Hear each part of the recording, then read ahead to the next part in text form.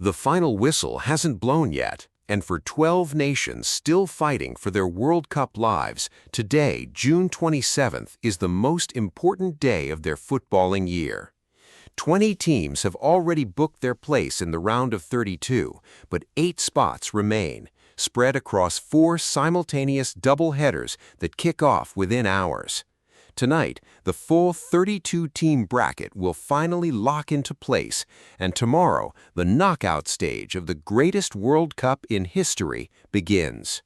So here's everything you need to know: the confirmed matchups that are already set, the battles still being fought right now for the final remaining places, and the stories that will define this tournament from this point forward. Let's start with what we already know for certain. The first match of the round of 32 kicks off tomorrow in Los Angeles, South Africa against Canada. And this fixture carries a weight that most neutral fans may not immediately grasp. South Africa have never won a World Cup knockout match in the entire history of their participation in this tournament, not once. And yet here they are, having started their final group game in 4th place before Tupelo Maseko's 63rd-minute goal against South Korea rewrote their tournament story and sent them through as runners-up in Group A. For the Bafana Bafana, tomorrow is not just a football match, it is a step into territory their nation has never previously explored. Canada, meanwhile, arrive having been beaten by Switzerland on the final match day, dropping to 2nd in Group B and losing the right to play their knockout game in front of their own supporters in Vancouver. They travel instead to Los Angeles without home advantage, with something to prove. 2 nations who have never won a World Cup knockout match. One of them changes that history tomorrow. On Monday, in Houston, Brazil meet Japan, and this is a collision the football world has been circling since the bracket first took shape. Japan beat Brazil 3-2 in a friendly just last October. That result was more than a scoreline, it was a statement. Japan are not coming to Houston to survive, they are coming to repeat what they already proved was possible. Brazil arriving in the knockouts carrying Ancelotti's quiet fury over a disallowed Vinicius Jr. goal and a formal complaint filed directly with FIFA cannot afford a slow start, not against a Japanese side that has the memory of last October as its fuel. The same evening in Boston, Germany face Paraguay, and Germany remain the most complicated team in this tournament. They demolished Curaçao 7-1. They then lost to Ecuador and needed a final day escape to advance. Julian Nagelsmann's side has brilliance and fragility living in the same squad, sometimes in the same match. Paraguay arrive as 3rd-place qualifiers, compact, defensively organized, without the individual names that attract headlines, and for precisely that reason, a dangerous opponent for a Germany side still searching for its most consistent identity. On Tuesday, 2 of the tournament's most intriguing storylines reach their next chapter in the same afternoon. In Monterrey, Mexico, the Netherlands face Morocco. The headline is a simple one: Group F winners against Group C runners-up. The reality underneath it is something far more personal. Morocco's Sofiane Amrabat, Noussair Mazraoui, and Anas Salah Eddine were all born in the Netherlands. They grew up in Dutch football. They chose Morocco. And on Tuesday afternoon, they run out against the country they could have represented. The football will be contested with everything those players have. The emotion in that stadium will be unlike anything neutral venues normally produce. The same day in Dallas, Norway face Ivory Coast, and this matchup comes with a question attached that the football world cannot stop debating.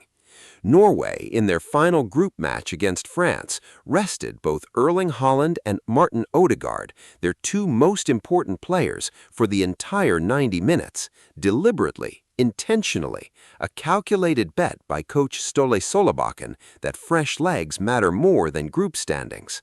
Ivory Coast, who powered through thanks to Nicolas Pepe's goals, have earned this with full effort in every match. The question is simple: Was Solbakken a genius, or did he disrespect the tournament? By Tuesday evening, one of those answers will be confirmed. Tuesday night brings France against Sweden in New Jersey, at the stadium that will host the final on July 19th. France won Group I convincingly, with Ousmane Dembélé hitting a treble in one of the most impressive group stage performances of the tournament. Sweden qualified as third-place finishers from Group F.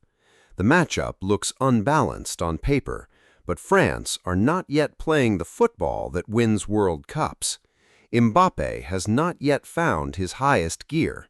The performances have been controlled without being devastating, and this match, at this venue, is where Deschamps will need answers.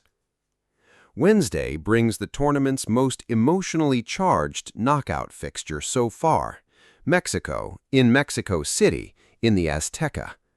El Tri won Group A with 9 points from 9, 3 wins from 3, including a 3-0 demolition of Czechia that announced them as genuine contenders. They play at the stadium where Pelé lifted the first golden trophy, and where Maradona produced both the hand of God and the goal of the century in the same afternoon. Their opponents, Ecuador, arrive as third-place qualifiers who produced one of the upsets of the group stage, a late winner against Germany that reshaped the entire bracket and sent an Ecuadorian dressing room into celebrations they hadn't dared plan for. Ecuador are on a wave of momentum and belief. The Azteca will do its best to drown it in noise. This is one of the most fascinating pairings of the entire round of 32. The same evening, the Group L winner, with England and Ghana still fighting for top spot in their matches being played tonight, faces a third-place qualifier. We will know by midnight which of those two carries the group winner's advantage into the knockout rounds. Thursday arrives with the match every American football supporter has spent 4 years building toward. In San Francisco, the USMNT face Bosnia and Herzegovina. The USMNT won Group D. They beat Paraguay 4-1 on the opening day in one of the most electric atmospheres a U.S. soccer crowd has ever produced. Christian Pulisic has the tournament he needed. Alex Freeman's debut goal became one of the images of the early competition. Mauricio Pochettino has a squad with depth, confidence, and a home crowd that will make San Francisco's stadium feel like the center of the football world. Bosnia, qualifying as third-place finishers, are physical, disciplined, and entirely capable of disrupting any opponent's rhythm.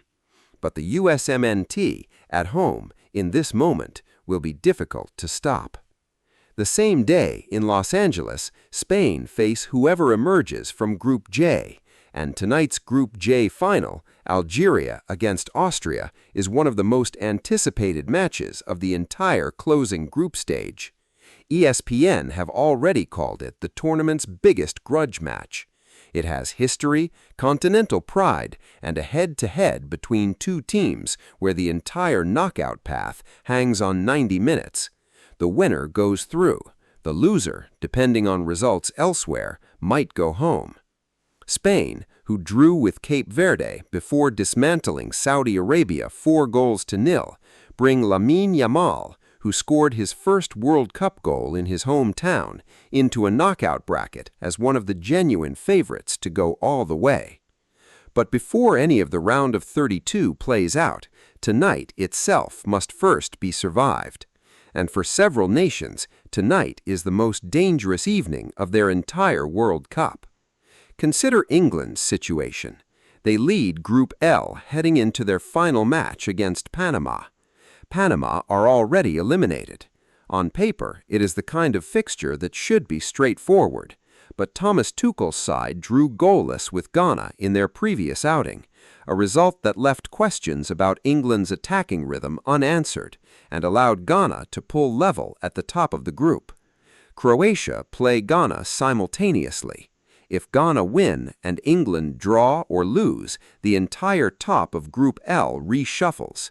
England will be watching the other scoreboard as carefully as their own. The Algeria versus Austria match in Kansas City tonight carries stakes that go even deeper. Algeria came to this World Cup with grievances from the qualification process that burned for years. Austria, who beat them convincingly in the group stage in 2024, carry the psychological edge of that previous result. Tonight, they meet with a knockout place and potentially the identity of their round of 32 opponent on the line. ESPN have called it the biggest grudge match of the entire tournament. From what the group stage revealed of both sides, they may not be wrong. And speaking of Cape Verde, tonight is the night the island nation attempts to confirm their place among the 32. Goalkeeper Vosinha, the taxi driver who became a World Cup hero, helped his side draw with Spain in the group stage in one of the tournament's great early surprises. If Cape Verde advance tonight, they face Argentina in the round of 32. Lionel Messi, 39 years old, leading the Golden Boot standings, conducting midnight training sessions with the same obsession that has defined his entire career. The greatest player in the history of the sport against the most romantic story in the tournament. That is the match football was made for. On Thursday evening, the final group stage matches conclude. Portugal face Colombia, with Group K top spot still available. Ronaldo, who has faced questions throughout this tournament about whether a player of his age can still drive a World Cup campaign forward, enters the final group game knowing that the knockout rounds are where he has always found his best answers. Colombia have been impressive, Group K winners on a perfect 6 points. Portugal will need everything Ronaldo and his teammates have to claw back top spot. Whoever wins leads into the round of 32 with momentum. Whoever finishes second knows the harder road ahead. And that is the picture. 20 teams confirmed, 12 spots decided tonight across 4 groups, the full bracket locked by midnight. And tomorrow morning, South Africa and Canada walk on to the pitch in Los Angeles to begin the part of the tournament that matters most. For 16 nations, the group stage was the beginning. For 16 more, it was the end. But for the 32 who remain, the giants and the dark horses, the favorites and the stories nobody predicted, the real tournament starts now. There is not a single fixture in this round of 32 without a story attached to it. Not one match without a reason to watch beyond the scoreline. Not one team without something to prove, someone to honor, or a dream still worth chasing. The group stage gave us 516 goals across 72 matches. What the round of 32 gives us across 7 days and 16 90-minute stories, nobody knows yet. But the greatest World Cup in history is about to move into its most important week.